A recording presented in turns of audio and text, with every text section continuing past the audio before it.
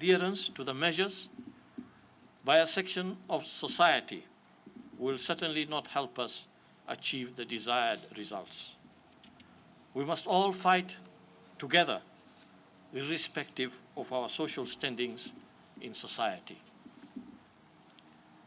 It is disturbing and disheartening to observe from time to time the casual manner in which some of us in leadership positions practice the containment measures. As leaders, it is of crucial importance that we walk the talk. We must lead by example. It does not help if we continue to appeal to our people to wear masks in public places. Yet some of us as leaders do not do the same. And I want to appeal to all of us who are leaders and people that the citizens of this country look up to, that we must lead by example and work with the people in order for us to achieve the intended objective of being able to deal with this pandemic. As a government, the government has put in place all the necessary measures that it feels are important to be able to deal with this pandemic, including these measures, painful as they may be. We do know that these measures have worked in other places. They seem to be working in our settings, and we need to continue to maintain that. But the government can continue to do that, yet it needs the people to work with it, to cooperate with it, with the government, in ensuring that these measures are adhered to and that we will yield dividends from the inconvenience and the discomfort that we subject ourselves and sacrifices that we subject ourselves to for the purposes of the common good. The people of Kenya must play their part in this campaign. And their part is to cooperate and take responsibility also. Take responsibility, because we must be our brother's keepers. We must conduct ourselves, each and every one of us as Kenyans must conduct ourselves in a manner that we assume we are infected. Given that this disease has a large number of persons who may be carrying the virus but are unaware of it, the so-called asymptomatic people with who are asymptomatic for the disease. We need, therefore, to conduct ourselves as though we are carriers of this virus. And to do that, we need to, one, protect ourselves, and we also need to protect others. Hence all of these measures of social distancing, physical distancing, wearing your mask. The intention there is that everybody is protected. Even if you have done a COVID test and are negative, maybe 2 days ago, you may never know 2 days later whether you have contracted the disease, especially if you are asymptomatic. You may never know. So the point that I think we're trying to take forward here is that as much as the government continues to communicate to Kenyans on the importance of adhering to these measures, fellow Kenyans, please also take the responsibility of taking up these measures very seriously and doing whatever is necessary to protect yourself and protect others. Turning to our COVID-19 situation, we have today tested 2,959 samples. Out of this, 143 have tested positive, which brings the total caseload of confirmed cases in the country to 1,888. And the level of testing that we have conducted so far is 76,962 tests. All the 143 cases being reported today are Kenyans, of which 110 are males and 33 are females, with the age range from 1 month to 88 years. The distribution of the new cases by county is as follows. Nairobi County has 86 cases, Mombasa County 25, Uasin Gishu 11 cases, Kiambu 6, Busia 3, Kwale 3 cases, all from Sambweni, Migori 3 cases, all from Kuria West, Kajiado 1 case from Kajiado North, Kisii 1 case from Bobasi, Garissa 1 case from Lagdera, Isiolo 1 case from Merti, Kericho 1 case from Ainamoi, and Makueni 1 case from Kibwezi West. Kericho becomes the latest county to record a case, bringing the tally of counties affected so far to 33. By the distribution of cases by sub-counties, let's start with Nairobi. In Nairobi, Makadara has 45, Kibra 21, Embakasi South 6, Kasarani 5, Ruaraka 3, Westlands 2, Embakasi West 2, Langata 1, and Starehe 1.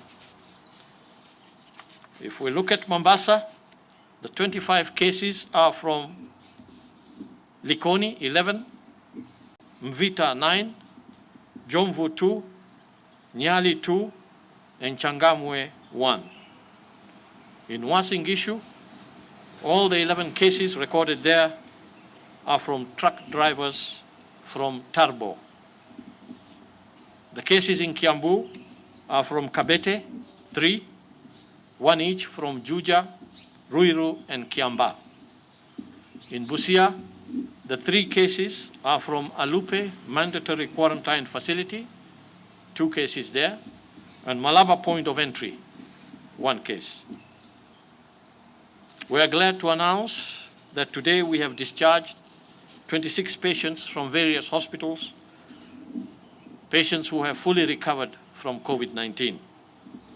This now brings our tally of discharges, recoveries and discharges to 464. And again, we want to extend our gratitude to our healthcare workers who continue to do a great job for our people. Sadly, however, we have also registered a loss of 1 male patient, aged 59 years, bringing the total number of fatalities to 63. We send our heartfelt condolences to the family and friends of the deceased. Finally, I want to thank the people of Kenya for being calm and understanding during this time when the containment restrictions have disrupted our everyday social and economic lifestyles that we have been accustomed to. But if we keep the course, and beat the virus, we can look forward to a day when we will come back to the norm that we have known. I thank you.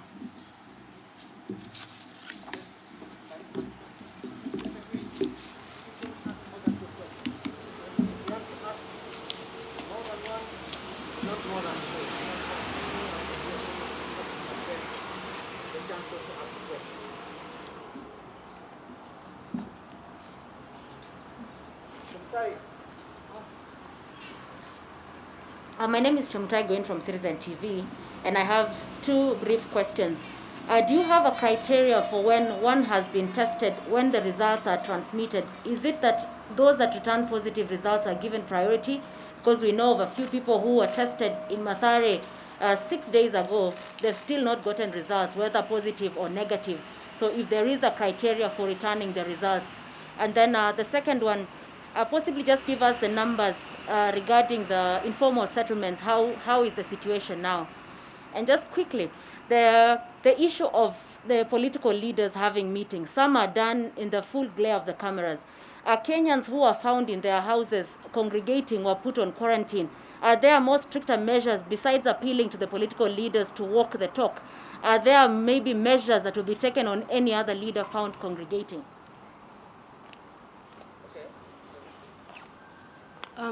My name is Spirit Museo from KBC. I have two concerns on mental health and one on the discharge of Bishop Margaret Wanjiru this afternoon. He was saying that she was saying that she had food poisoning and diarrhea.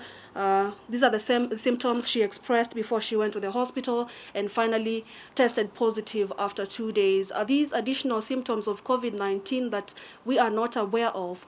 And number two, on mental health, CIS, you have acknowledged that there are so many issues, especially at homes, following that most people have lost their jobs and also experiencing pay cut. But again, is there a way you can look into the issue of rent, because we have people right now at home with no way or means of paying their rent? Is there a way you can negotiate with landlords to even either do away with the rent or reduce to some amount? Thank you. Jina langu ni Waweru Nyambura kutoka Inoro TV.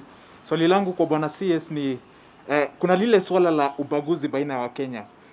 Kuna ile familia ya Kangema ambayo jana walizunguka na mwili wa mpendwa wao usiku kutwa na kisha wakaenda kumzika usiku wa manane na hawakupata nafasi ya kuona mpendwa wao. Ukilinganisha vile ambao hiyo familia ilikuwa treated na vile baadhi ya familia za vigogo hapa nchini wanakuwa treated, unauliza, je, sauti ya serikali ni ipi katika swala lao? Jambo la pili ni gavana wa kaunti ya Uasin Gishu amekuwa akisema kwamba kuna uwezekano hiyo serikali ianze kufanya kazi na madaktari wa tiba za asili kuona kana kwamba wataweza kusaidia katika vita ya COVID-19.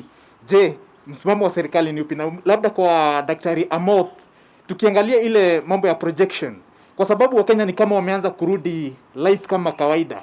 Projection yako, wacha ya visa vya kila siku, vifo ni gani wakati hii graph ya ugonjwa wa COVID-19 itakuwa katika peak? Asante.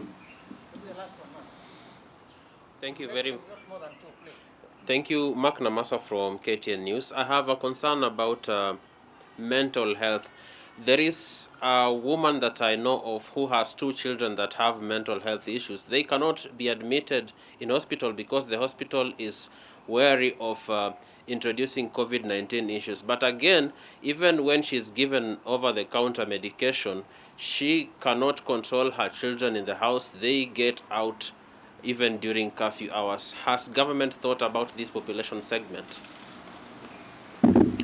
Okay. Thank you. Let me start with Chemtai's question. You had several questions there. The first one was on criteria for returning results to those who have been tested. I believe we have already laid down protocol that dictates how and in what time frame, once results have been produced in the lab, that we need to be able to get back to those who have provided sample.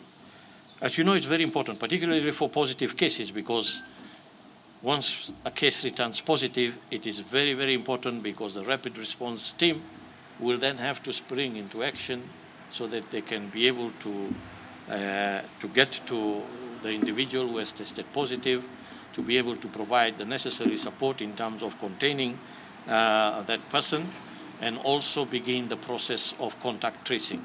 So there is a protocol that actually does that, and people should get their results. One of the things that is done when people are being tested whether it is the contact tracing or whether it is the voluntary testing, is that all these details are captured in a case information form, including the contacts, telephone numbers, and whatever is required to be able to get to that person. So it does work most times, but perhaps sometimes it doesn't work, and maybe that is why you see these delays. It could not work sometimes if there is an error in the information that is provided, or, as we have said repeatedly here, if those who are providing the information do not give the right information, contact information. We have talked about not being able to reach some of these individuals because when we call the numbers that have been given, we are not able to get them. So there may be some glitches here and there, but generally there is an established protocol, and the protocol has worked well for us, especially in being able to get, which is the greatest concern that we have, is being able to get to the positives very quickly. The situation in informal settlements, of course, continue to be of concern because of the nature of the informal settlement itself and the congestion in living conditions in these facilities. We have seen an increasing concern around Kibra. If you have seen, most of our numbers in the last in the last week or so have been coming out of Kibra, partly because we have also extended the testing, much more testing going on in some of these places. So I think as we go along, we are focusing upon particularly some of these informal settlements, so that we can be able to gauge and understand what the level of transmission is in these informal settings. Of course, if the numbers that we pick up in these settings continue to increase, a point will come when some intervention, it will be necessary to take some intervention to contain the spread of virus in these places.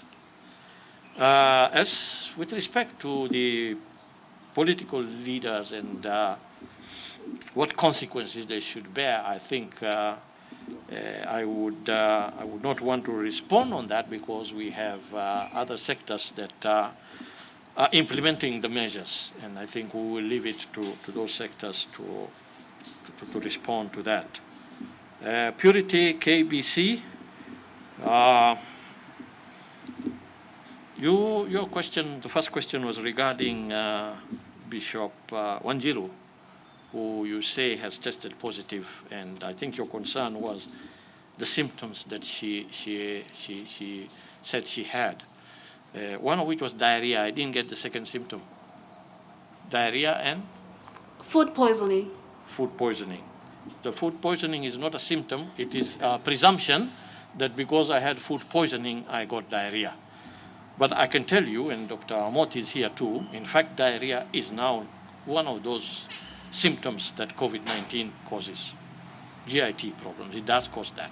It's been established in study in all those countries where of course, the virus is around the globe. That's new information that is emerging now, that diarrhea is one of the symptoms that the disease can display as.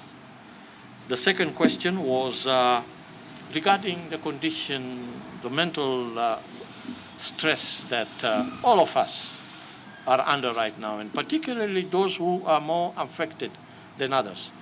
Those whose livelihoods have been disrupted, who cannot make an earning, who cannot pay their rent and many other things. I think it is something that the government is looking very closely at. You have seen that His Excellency the President every time talks about this issue and talks about solutions on how to alleviate this burden upon particularly those who are disadvantaged. And I think the focus is there. Certainly the government as one will work to see how we can alleviate these problems that those who are really disadvantaged in our society do not suffer that badly, that some form of relief needs to be provided to them. Waweru, wewe uliongea kwa Kiswahili ukauliza maswala. Umemuuliza ndugu yangu Dr. Amot kwa Kiswahili, nitamwacha kujibu hiyo swala yako ya upande wa ilikuwa swala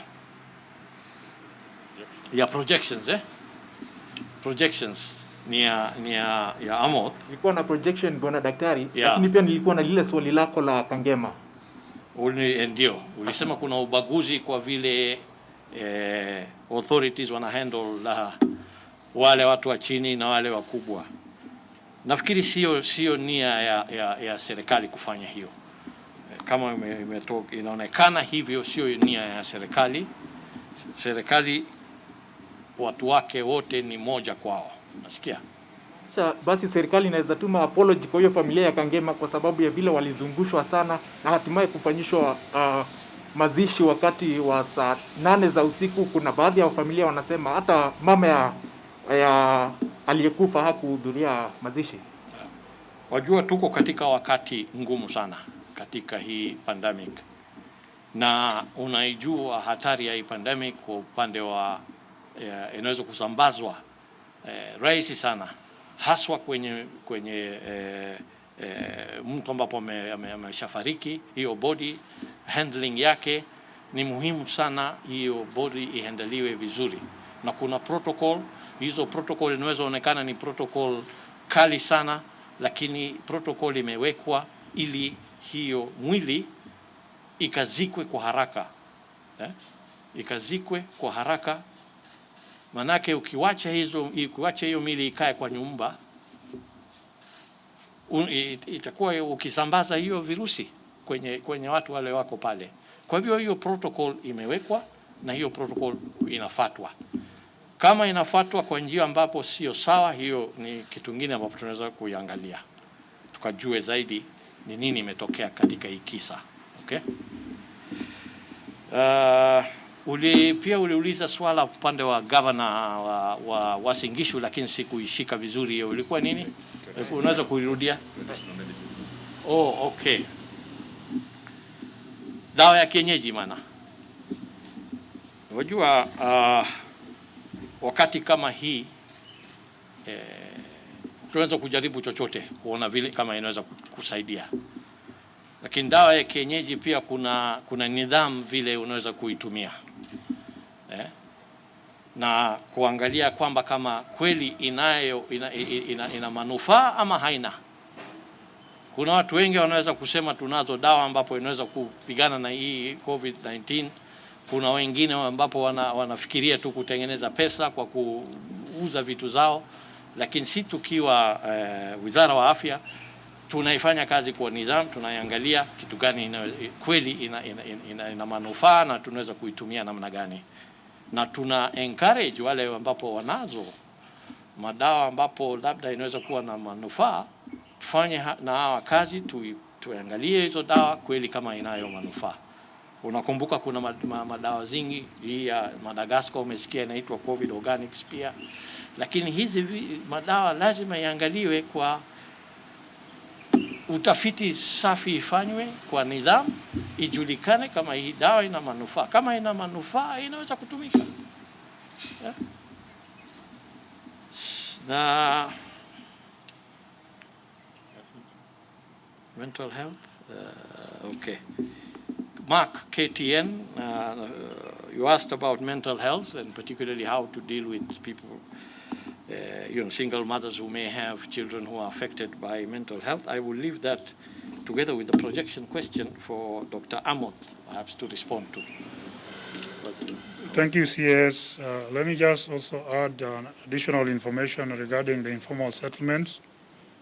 And as has been reported here before, informal settlements are hotspots for transmission of COVID-19. And the cases that you have received so far from Kibera stand at 151. Easily we had 121, and in Old Town we had 91. And that is why we are trying to focus more on the informal settlements, where sometimes it's practically difficult to ensure physical and social distancing.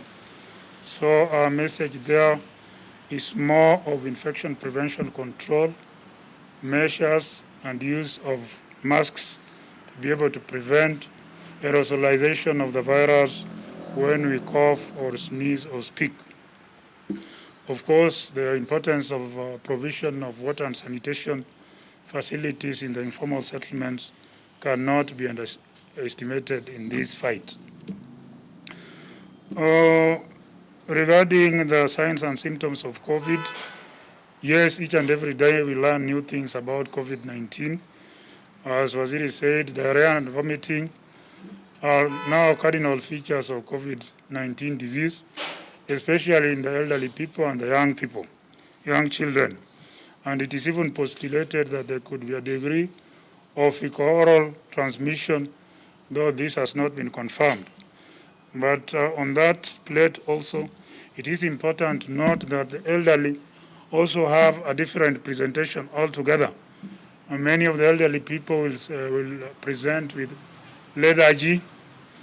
They also present with delirium, confusion, anxiety, depression.